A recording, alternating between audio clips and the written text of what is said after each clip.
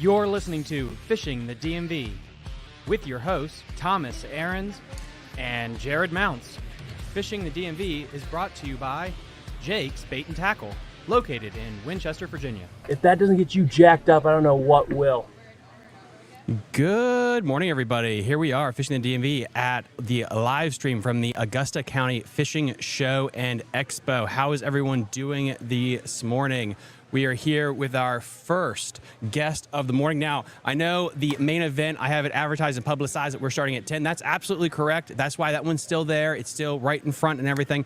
But I want to get a show going just beforehand, talking to the man, the myth, the legend, the guy that makes all the strings kind of pull behind the scenes. I did this with Les at the Richmond Fishing Expo, and I wanted to have an opportunity to talk to the man that made this all happen, Doug Fitzgerald. Doug, how are you doing today? I'm doing great. Thomas, how you doing? I'm doing wonderful. You know, thank you so much for inviting me down here. Like, what's so interesting about this, with this whole show, is the people you meet and the contacts you make to find cool guests, cool experiences.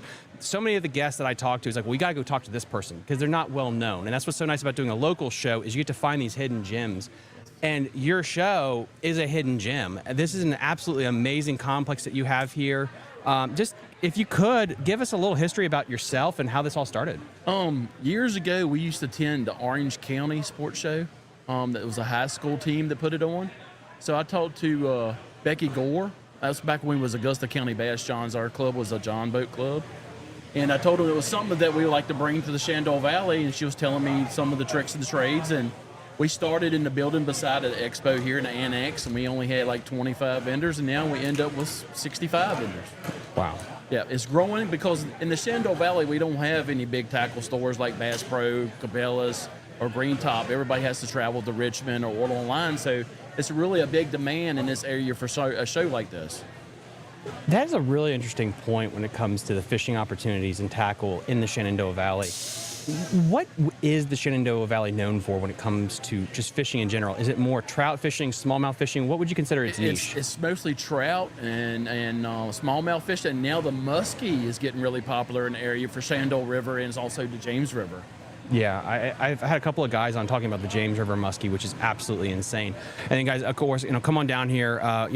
Place opens up at 9 a.m. today. We're going to be here all day, live streaming, going booth to booth. Come on out. It's going to be an absolute turnout. Trout pond food and a ton of local vendors. What got you into fishing?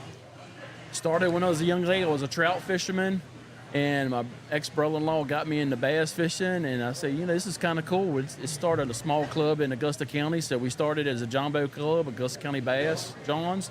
Then we outgrew John Boats. Now we're Augusta County Bass, and this is our 20th year anniversary. Augusta County John Boats? Yeah, it was Augusta County Bass Johns. Huh. We had 25 members in the John Boat Club. We had decked out John Boats. Man, we had them all decked out. Then everybody started getting bigger boats. Like, where would you guys fish with those? We fish like Shenandoah River. It was all trolling motor only. Shenandoah River, the local lakes, like Parks and Rec lakes. You had to get permission.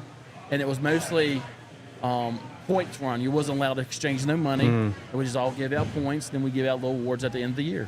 That's really freaking cool. Yep. I didn't know that. Like, are there a lot of parks and recs in this area? I didn't know there was any lakes down here, honestly. Yeah, you got lakes in the area like Beaver Creek and Rivanna Reservoir. They're about 300 acres, 200 acres, 100 acres. They run around 50 to 150 acres. Okay. Yeah, nothing really stream. I think the biggest one we fished was 200 acres. But you can still have amazing bags out of that. I mean, I think McCluskey, you guys don't know. I mean, he caught them from a Virginia reservoir. I don't know how big I think it was sub 300, 400 acres. It was a small lake. So you can still have major bags. Oh, definitely. Rivanna Reservoir in Charlottesville, it's electric motor only, and it's 500 acres, and there's some hogs in there. Really? Yes. So is that club actually still around? Is there still a John Boat Club in the area? Not in this area. I was the only John Boat Club in this area, but Hampton Roads, they still do a John Boat Club. It's called Bass Johns out of Hampton Roads. They still do a John Boat Club, and I think there's more or less like a 9.9 restriction, and they can't have anything any bigger than that. And they got John Boats decked all out as well. That's really cool. Yeah. When it comes to this expo, I mean, when you took it over, what was your thought process? Because it's so stressful to be managing like a club, let alone this thing. It is very stressful. It was more of a hobby, and now it's like a part-time job, basically. But it's something to see that goes from 20 vendors to 60-some vendors, and all the vendors is happy. Yeah, it makes it worth your while. It makes, this event at the end of the day tomorrow at 3, you say it turned out excellent. The hard work pays off. Yeah, no, it really does. And what is your really hopes as you progress forward here? I like to be able to get all 3 buildings in the future. And more or less the building beside us, more boats, maybe get some boats in here and have the smaller building and have seminars, and also do a boating course. If somebody hasn't got their motor's license yet, do a boater course or boater safety. Boater safety would be huge. Safety. So yeah, just keep on getting big. I mean, we got 2 more other buildings besides this one. We can always expand. No, and that's the thing, is just to grow within your means and to keep adding to the expo as it comes. And then, guys, as always, we're going to be doing our walkthrough here at 10 a.m., and then we're going to have a load of really cool guests on the show as well. How hard is it really trying to influence the bass fishing community in such a trout-heavy region? Is it harder to grow? They're really acceptable of it's kind of really this culture? acceptable because you'd be surprised how many actually in the Shenandoah Valley we have bass fishing anglers, and they travel to Anna and Smith and Kerr and Gaskins, and that's our thing. Everything, the closest lake that we have is Anna and Moon Mall, but it's a lot of people in the Shenandoah Valley that travels a lot to bass fish because we really don't have any big lakes. And when I started the club 20 years ago as a John Boat Club, we had 66 members, and now this year we have 70. Wow. So that's how much it's done growed over the years. And I think when COVID hit, it blowed up the club because they couldn't do anything else, but they can go fish. So I think by COVID hitting, and everybody went out and bought boats, and everybody wanted to go bass fish. Yeah, no, COVID really blew up the industry, especially like the kayak sector, things like that. It really absolutely just blew it up.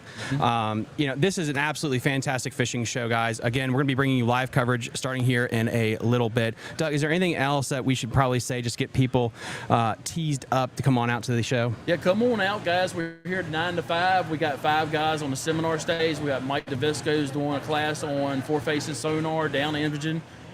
Kids under 8 is free, and we have goodie bags for the first 50 kids each day. Come on out and enjoy the show. Awesome stuff, Doug. Thank you so much. So, guys, this is what Thanks, we're going to be Thomas. doing. We're going to be going on a quick little break here, and then at 10 a.m., we're going to be doing our walkthrough. Then we're going to be trying to get a bunch of special guests actually in the booth to do more of an in-depth breakdown of all the local companies. So, again, guys, stay tuned at 10 a.m. on YouTube, Facebook, Instagram. You'll find us. We will see you soon. You're listening to Fishing the DMV with your hosts, Thomas Ahrens and Jared Mounts. Fishing the DMV is brought to you by Jake's Bait and Tackle, located in Winchester, Virginia. If that doesn't get you jacked up, I don't know what will.